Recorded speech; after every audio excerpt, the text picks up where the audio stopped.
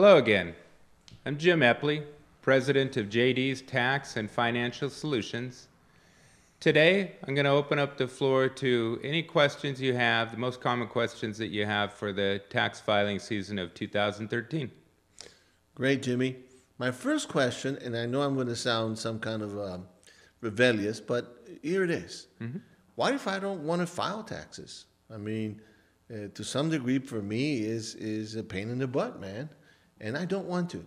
I refuse to do that. And what if I haven't been doing it for the last few years? What would you tell me if you find that about me? If you find that about me, yeah. Well, basically what I'd tell anybody is if you haven't filed for many years, let's say you haven't filed for 1 year, 2 years, 10 years, the important thing to know is that if you don't file, it can actually be criminal. You can be subjected to criminal penalties, which actually could be jail time. If you file your tax returns, it's only civil. You could file your tax returns and owe $1 million and you'll never go to jail. If you don't file your tax returns, it could be criminal. So that's the most important thing to know about filing your tax returns. Another important point on that is the IRS has what's called a statute of limitations. What that means is they have a certain amount of time to issue a refund, or you have a certain amount of time to claim a refund. So that's only 3 years. If you haven't filed for 5 years, maybe you had a refund come in 4 years ago, 5 years ago, 10 years ago. Well, it's simply too late to get those refunds. So you have to file at least every 3 years if you want to get a refund. Wow, I had no idea that I had a limit to file in order to collect money if I had some money coming back to me. Yeah. Good. Well, that's great. Okay, so my next question is, I have children, and most likely, if they're dependents of me, I should file them. We should put them on the report. Okay. Should I get? Do I get money back? I mean, do I get money because I have a lot of children? I mean, I know it sounds like a dumb question, but I've heard people say, "Whoa, no problem. I get $3,000-$4,000 because I have these children." Do you always get money back because you have children? Well, that's a good question, Henry. You don't always get money back because you have children, but children are what are called exemptions on your tax return. You yourself are an exemption. If you're married, that's another exemption. Each child on your return is also an exemption. Kids, however, have some additional benefits. If they're older kids and going to college, there's some very good credits out there for education, some very, very good credits for education. Now, you do have to fall in certain income brackets to qualify for these credits, but they're very good credits. Additionally, for kids, you can get what's called a child tax credit, and that can be up to $1,000 per child. Again, it varies on income. If your income's too high, you might not get those credits, or if it's too low, you might not get those credits. So that's what we're here to do, is figure out the income amounts for those. And there is another thing with the kids. There's something called the earned income credit. So you can get more money back than you actually paid in. It's called the earned income credit. It's a credit that the government gives for people that are trying to earn a living. So if you're trying to earn income, they're going to give you a credit for that based on if you have 1, 2, or 3 kids.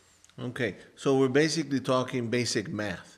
I made a certain amount of money, and when I place on the applications or the forms my children and their social security number, based on their ages and so on, I get credits. Okay, what does that mean? I get credit. Well, I don't get it. Well, what that means is it's like if you work somewhere and you get a W-2 for working for an employer, you're going to have a certain amount of income. You're also going to have a certain amount of tax withheld. There's something called federal tax withholding. It comes out of your check each week. Every paycheck you get, there's a certain amount that comes out. So when we file your report, you're actually going to get credit for the tax that you paid in. Okay. So this earned income credit and this child tax credit that I spoke of, those are actually credits that you get, although you never paid in any money. It's actually the government giving you a $1,000 child tax credit for each child on that return.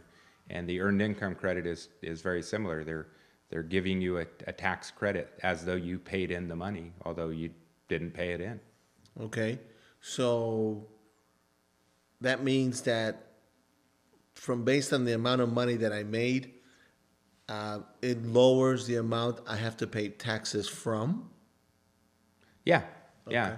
So if you have, let's just say you make $60,000, and your tax liability, what on your report it says, okay, well, Henry, you should have paid in $4,000. And let's say you already did pay in $4,000 from your W-2. You paid that in a little bit each week, so you paid in a total of $4,000. So your tax liability is already covered. Now these credits, these are actually refundable credits. And what that means is you have two kids, so you're going to get not one, but $2,000 in child tax credit. And since your tax liability has already been satisfied or paid by the amount you withheld from your check, you're going to get a $2,000 refund. Wonderful. Well, that answers quite a bit of the questions that I had concerning children. Now, 2013, we started a new year. We got to file 2012, obviously, right? What's so different? Is there a major difference right now in 2013 than before that I have to look for and I have to come up with specific receipts? Is there something that I need to know that's different from 2012? Well, there's not really a whole lot that changed. There was a law that was enacted. It was everybody was talking about the fiscal cliff at the end of 2012. And what that was actually the tax laws that have been in place since 2001.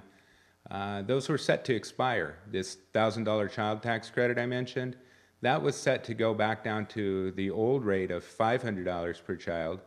The earned income credit was going to go down. We were getting ready to have higher tax rates. We passed a law, or the president passed a law right on December 31st to actually extend some of these lower tax rates, to extend that child tax credit for $1,000 still, to extend the earned income credit amount. So a lot of these laws are the same. What I'd tell you is just to continue saving all your receipts that are going to be deductible for you. So let's say you're a homeowner, you know you can itemize, you can take your mortgage interest deduction. So you want to save any medical receipts that you have also, because if you're itemizing, you can take your medical deductions, you can take your charitable contributions, you can take your car registration. There's a lot of things that you can do when you're itemizing as opposed to taking what's called the standard deduction. Everybody that files a tax return gets what's called a standard deduction.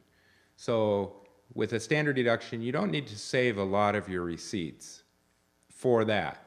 But if you're itemizing, you want to save your medical receipts, you want to save your mortgage interest that you pay, your property taxes that you pay, the car registration that you pay, charitable contributions that you give to your church or any other organization.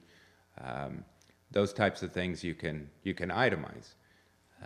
But I always recommend saving your receipts because you never know when you're going to need them. You can always call me and ask me if you need to save receipts or not. So the more receipts, the better? Well, the more receipts, the better. Even if you just put them in a bag, just bring them in a bag or save them in a bag. If you have them, we may be able to deduct them. If you don't have them, we can't deduct them. You definitely have to save your receipts if you want to deduct them. What about a check? Isn't a check actually a receipt? Let's say I pay cable. I throw away let's say the receipts from cable. Wouldn't my receipt serve as my check, wouldn't a check serve as a receipt that I did pay Cox or whatever company I use? Well, it's actually a good question. A check will serve as verification for certain things. A charitable contribution, let's say you make a donation to your church. If you have checks to verify that, the IRS can use those checks and they'll want to see the front and the back of those checks because they want to make sure who cashed the actual check. Oh.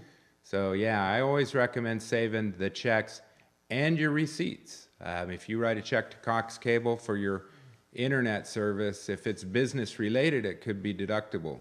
But you might just have Cox written on that check. The IRS could say, we don't know what Cox is. I want to see a receipt to actually back that up. So the receipt is a backup, like to verify that, yeah, that's where it went to and for what? Good, excellent. So Jimmy, where can we contact you?